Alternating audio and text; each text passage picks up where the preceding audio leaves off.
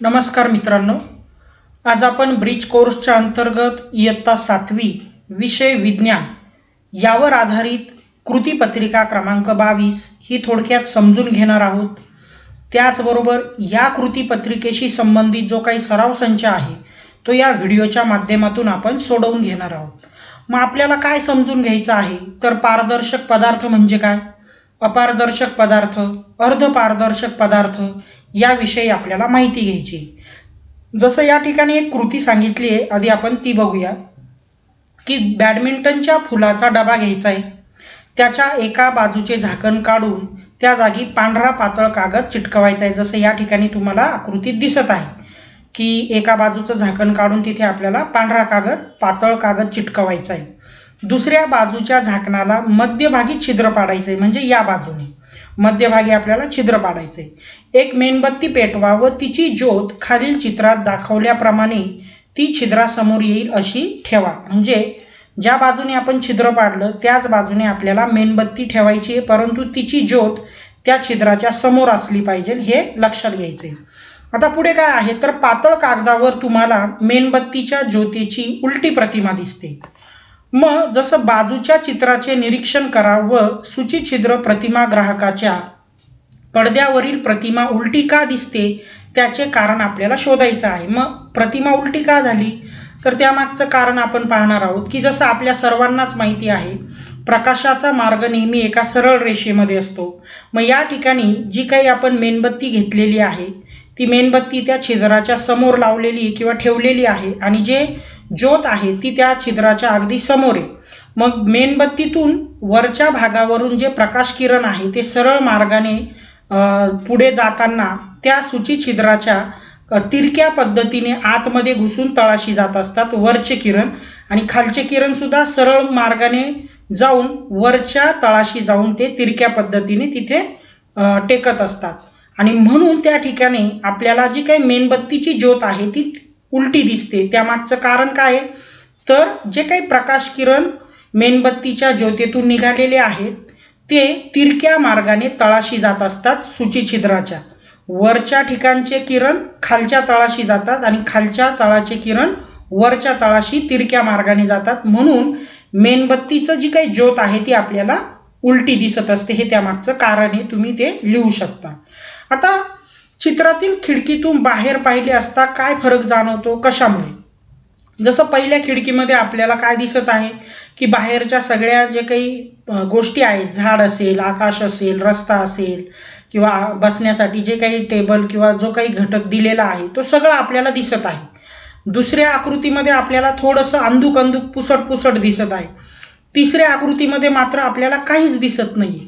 मग हे सगळं का झालं तर या ठिकाणी काचेमुळं ते सगळं झालेलं आहे की पहिल्या आकृतीमध्ये पूर्णपणे काच काय आहे, पारदर्शक आहे, त्यामुळे आपल्याला बाहेरील सगळ्या घटना किंवा गोष्टी दिसत आहे। दुसऱ्या चित्रामध्ये अंधुक आपल्याला वस्तू दिसत आहे किंवा आकाश म्हणा, झाडं म्हणा दिसत आहे, अंधुक किंवा काय म्हणूया आपण त्याला पुसट अशा वस्तू दिसत आहे। मग हे का झालं तर काचेमुळं तर झालेलंच आहे, परंतु ही जी काही काच आहे ही अर्धपारदर्शक आहे, बरोबर आहे। त्यानंतर ही जी काही तिसऱ्या चित्रामधली कृती जी आपल्याला दिसत आहे तर या काचेमध्ये कुठल्याही प्रकारची वस्तू आपल्याला आरपार दिसत नाहीये, न पूर्ण स्पष्ट दिसत आहे ना अंधुक दिसत आहे, आपल्याला काहीच दिसत नाहीये। म्हणजे ही वस्तू काय आहे किंवा ही जी काच आहे किंवा ही जी खिडकी आहे हिला आपण काय म्हणणार आहोत तर अपारदर्शक काच म्हणणार आहोत। म्हणजे अपारदर्शक काचेमधनं आपण बघितल्यावर आपल्याला पुढील जो काही घटक आहे तो काहीच दिसत नाही। अर्धपारदर्शकमध्ये काय दिसतं, थोडंफार पुसट दिसतं, आणि पूर्ण पारदर्शकमध्ये आपल्याला समोरील वस्तू जशाच्या तशा बघायला मिळत असतात। मग हेच या आपल्याला चित्रातून फरक लक्षात येत आहे की पहिल्या याच्यामध्ये पारदर्शक काचेचा वापर आहे म्हणून वस्तू दिसत आहे, दुसऱ्या काचेमध्ये अर्धपारदर्शक काचेचा वापर आहे म्हणून पुसट आपल्याला वस्तू दिसत आहे, आणि तिसऱ्या खिडकीच्या काचेमध्ये पूर्ण अपारदर्शक काचेचा वापर आहे त्यामुळे कुठलीच वस्तू आपल्याला दिसत नाही, हे आपल्याला सहज लक्षात येते।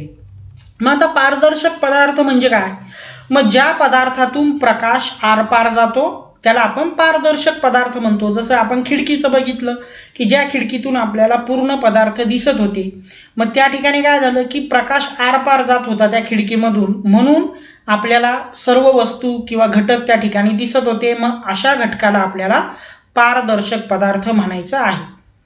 त्यानंतर अर्धपारदर्शक, मग ज्या पदार्थातून प्रकाश काही प्रमाणात आरपार जातो, जसं खिडकी क्रमांक 2 मध्ये आपल्याला जाणवलं की काही प्रमाणात प्रकाश आरपार गेल्यामुळे त्या ज्या बाहेरच्या वस्तू आहेत त्या थोड्याशा आपल्याला अंधुक किंवा अस्पष्ट दिसत होत्या. तर म्हणून अर्धपारदर्शक पदार्थामधनं प्रकाश हा काही प्रमाणात आरपार जातो, मग त्याला आपण अर्धपारदर्शक पदार्थ म्हणत असतो.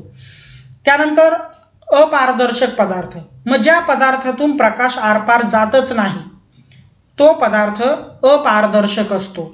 मग खिडकी क्रमांक 3 मध्ये आपण बघितलं की आपल्याला कुठलीच वस्तू समोरची दिसत नव्हती, कारण की त्या खिडकीतून कुठल्याही प्रकारचा प्रकाश आरपार जात नव्हता आणि म्हणून आपल्याला कुठलीही वस्तू दिसत नव्हती. म्हणजेच खिडकी क्रमांक 3 मधील काच ही अपारदर्शक काच होती, म्हणून आपल्याला वस्तू दिसत नव्हत्या.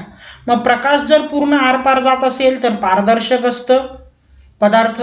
जर प्रकाश थोड्या प्रमाणात आरपार जात असेल तर अर्धपारदर्शक पदार्थ असतो. आणि प्रकाश जर आरपार जातच नसेल तर त्याला आपण अपारदर्शक पदार्थ म्हणत असतो. हे लक्षात घ्यायचं आहे. तर ठीक आहे, अशा पद्धतीने आपण जे सूचिछिद्र जी काही प्रतिमा आहे ती बघितली. त्यानंतर पारदर्शक पदार्थ, अर्धपारदर्शक पदार्थ आणि अपारदर्शक पदार्थ यामधला फरकही समजून घेतला. आता आपण जो काही सराव संच आहे तो सोडवायला या ठिकाणी सुरुवात करणार आहोत. मग प्रश्न क्रमांक 1 बघा. काचेचा तुकडा, कागद, रंगीत काच, तेलकट कागद, पांढरे प्लास्टिक, चहाची किटली, वही, कापड, पाणी, लाकडी कपाट, वहीचा कागद, पाण्याची बाटली यापैकी कोणकोणते पदार्थ पारदर्शक आहेत, अपारदर्शक आहेत किंवा अर्धपारदर्शक आहे ते आपल्याला ठरवायचं आहे. मग आता काचेचा तुकडा, काचेच्या तुकड्यातून पूर्ण प्रकाश आरपार जातो म्हणून तो पारदर्शक आहे. कागद मात्र त्यामधनं प्रकाश आरपार जात नाही म्हणून आपण त्याला अपारदर्शक म्हणूया. रंगीत काचेमधनं प्रकाश आरपार जातो त्याला आपण अर्धपारदर्शक म्हणू. तेलकट कागदातनंही थोड्याफार प्रमाणात प्रकाश जाऊ शकतो म्हणून अर्धपारदर्शक. पांढरा प्लास्टिकचा डबा अर्धपारदर्शक. त्यानंतर चहाची किटली अपारदर्शक आहे, त्याच्यातून प्रकाश आरपार जातच नाही. त्यानंतर वही अपारदर्शक आहे. त्यानंतर पुढे कापड अपारदर्शक आहे. त्यानंतर जे काही पाणी आहे ते आपण पारदर्शकमध्ये घेणार आहोत, कारण की पाण्यामध्ये प्रकाश आरपार जात असतो. लाकडी कपाट जे आहे ते अपारदर्शक आहे. वहीचा कागद अपारदर्शक. पाण्याची बाटली पारदर्शक पदार्थ. अशा पद्धतीने तुम्ही या रकान्यांमध्ये कोणता पदार्थ पारदर्शक आहे, कोणता अपारदर्शक आहे आणि अर्धपारदर्शक कोणता आहे याची नावं तुम्हाला नोंदवायची किंवा टिक मार्क करायची बरोबरची तरी चालणार आहे. आता पुढे बघा. प्रश्न क्रमांक या ठिकाणी 2.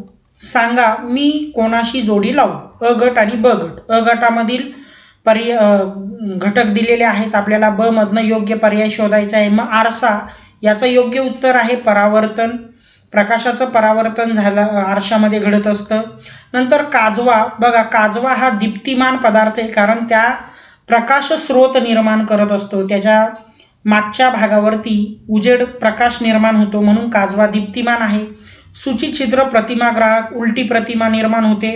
त्यानंतर चंद्र जो आहे तर दीप्तिहीन आहे. बघा आता इथे थोडंसं गोंधळ करू नका. आपल्या सर्वांनाच माहिती की चंद्र जरी उजेड किंवा प्रकाश निर्माण करतो परंतु चंद्राला स्वतःचा प्रकाश नसतो, त्यामुळे तो दीप्तिहीनमध्ये आपण त्याला घेणार आहोत. प्रश्न क्रमांक 3 आणि शेवटचा बघा.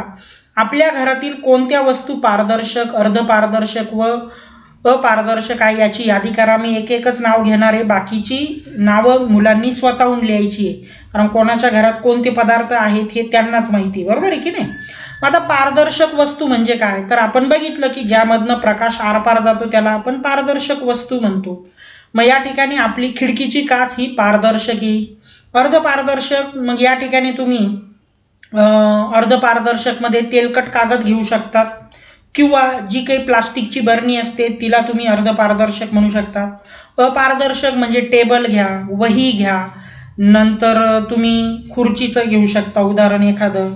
असे वेगवेगळे उदाहरण तुम्ही किंवा घटक या ठिकाणी लिहू शकता. ते अपारदर्शक आहेत कारण की त्यामधनं प्रकाश किरण आरपार जात नाही.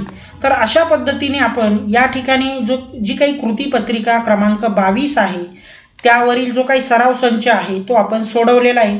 मग अशाच प्रकारचे सोडवलेले सराव संच कृतीपत्रिका पाहण्यासाठी या व्हिडिओला तसेच चॅनलला लाईक आणि सबस्क्राईब करा. Thank you very much.